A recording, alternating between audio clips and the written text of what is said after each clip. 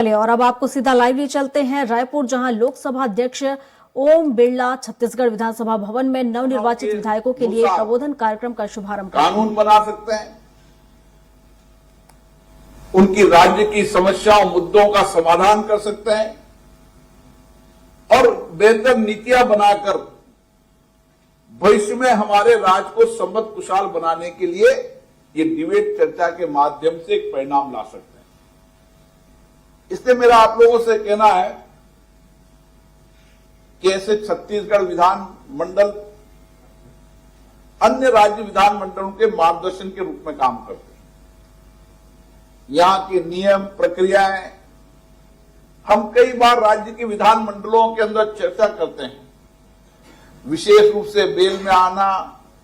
Bell में आके automatically suspend करना होना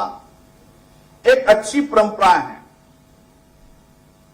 लेकिन फिर भी बेल में आते हैं। बेल में आना, विरोध करना, असहमति व्यक्त करना, यह हमारे लोकतंत्र के अंदर स्वाभाविक कार्य प्रणाली है। लेकिन जब प्रदेश का सामूहिक विकास की बात हो, लोगों के सामूहिक हित की बात हो, उस समय हमें सामूहिकता से काम भी करना चाहिए। और ये मैंने विधानमंडल में देखा, केंद्रीय विधानमंडल में भी देखा है कि हमारे विधानमंडल हो चाहे केंद्रीय विधानमंडल संसदें हो, देश हित और राष्ट्र हित में जब भी कोई मुद्दा आता है, हम सामूहिकता के साथ एक साथ खड़े रहते हैं, एक साथ मिलकर काम करते हैं। और इसीलिए हमने इसी लोकतांत्रिक पद्धति से, जहां प्रदेश का विकास की बात हो, देश के हित का मुद्दे की बात हो, हमने सामूहिकता के साथ मिलकर कई सामूहिक फैसले भी किए, सर्वसम्मति से फैसले भी किए। हमें और लोकतंत्र के अंदर अच्छी परंपराएं, अच्छी परिपाटियां, अच्छे नियम को लाने का प्रयास करना चाहिए। विधानमंडल के अंदर प्रदेश के हर मुद्दों पर लंबी चर्चा हो, लंबी डिबेट हो, जनता की भावनाओं के विचारों की अभिव्यक्ति सदन में करें, ताकि एक बेहतर परिणाम हम ला पाएंगे। और इसलिए मेरा आग्रह है कि चाहे पुराने अनुभवी विधायक हो, चाहे नए अनुभवी विधायक हो, हमें इस सदन के महत्वपूर्ण मुद्दों की डिबेट और चर्चा का अध्ययन करना चाहिए। यहां पर जो भी कानून इस विधानसभा ने बनाए, उन कानूनों का अध्ययन करना चाहिए। और विधानसभा के अध्यक्ष से भी मैं आग्रह करूंगा कि वो पुरानी जितनी डिबेट चर्चाएं हैं, उनको डिजिटलाइजेशन कर दें, ताकि जब भी इस विधानसभा में जो भी कानून लाए, उस कानून को किस परिप्रेक्ष्य में लाए थे, क्या उद्देश्य था, और कानून लाने के बाद क्या सकारात्मक परिवर्तन हुआ। अगर उस कानून में कमी है और फिर कानून लाया जा रहा है, तो हम और चर्चा करें, और डिबेट करें, और हम हितधारक जो जनता है उनके विचारों की अभिव्यक्ति सदन में करें, सरकार की तरफ ध्यान आकर्षण डालें। और यही विधायी मंच है जिसके माध्यम से आप अच्छी डिबेट, चर्चा, संवाद कर इस प्रदेश के नेता बन सकते हैं, जनता के विश्वास भरोसे को जीत सकते हैं। इसलिए मेरा आप लोगों से आग्रह है कि जो भी यहां की नियम प्रक्रियाएं हैं, उन नियम प्रक्रियाओं को अध्ययन कर अगर हम विधानसभा के माध्यम से हमारे क्षेत्र की जनता की बात भी रखेंगे और प्रदेश की जनता की बात भी रखेंगे, तो हम राज्य की समृद्धि खुशहाली भी कर पाएंगे और जनता के अभाव, कठिनाई, उनकी अपेक्षा, आकांक्षाओं को भी पूरी कर पाएंगे। इसलिए विधानमंडल हमें चुनकर जो भेजा है, इस विश्वास के साथ भेजा है कि यहां पर हम सार्वगर्भित तरीके से तथ्यों के आधार पर अध्ययन के आधार पर यहां पर विषयों को रखें और इसके लिए 2 दिन तक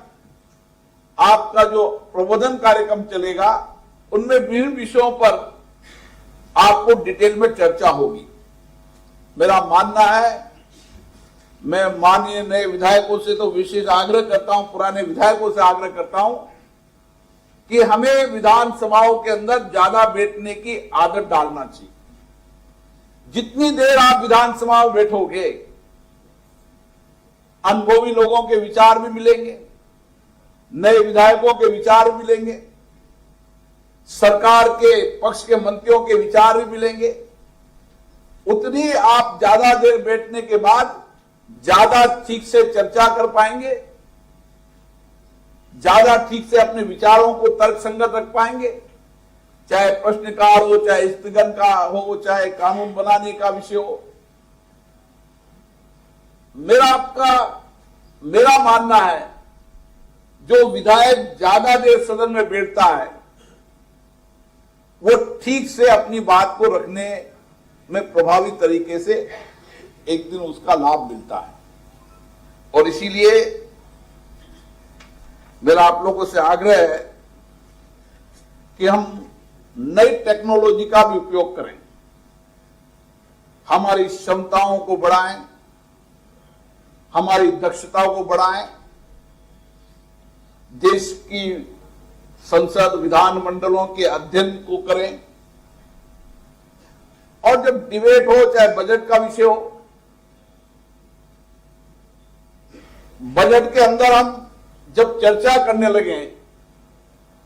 तो पिछले सारे बजटों का अध्ययन कर आप चर्चा करेंगे और जो बजट आवंटित हुआ था उसका ठीक से उपयोग हुआ नहीं हुआ, और आवंटित बजट का लाभ जिन योजनाओं, नीतियों, कार्यक्रम के लिए लाया गया था उससे उसका कितना प्रभाव हुआ, तो आपके हर बजट पर, आप हर मत पर ठीक से चर्चा कर पाएंगे। इसलिए बजट सत्र भी बहुत महत्वपूर्ण होता है। बजट सत्र में बजट पर चर्चा करना, अलग अलग विभागों पर चर्चा करना, और उन विभागों के अंदर जो बजट दिया गया था उससे क्या क्या परिवर्तन हुआ, उससे निश्चित रूप से आप कार्यपालिका में भी पारदर्शिता ला सकते हैं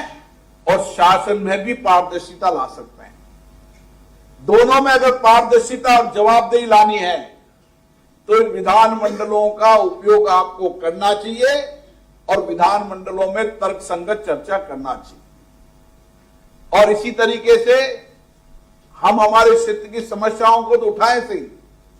लेकिन हमें राज्य के प्रमुख मुद्दों पर, क्योंकि ये बहुत समृद्ध राज्य है, यहां प्राकृतिक संपदा, कृषि उद्योग और कई संभावनाएं इस प्रदेश के अंदर है। इस छोटे राज्य में सारी संभावनाओं को समझकर देश और अंतर्राष्ट्रीय परिप्रेक्ष्य को देखते हुए हम किस तरीके से राज्य के विकास में हमारा योगदान दे सकते हैं,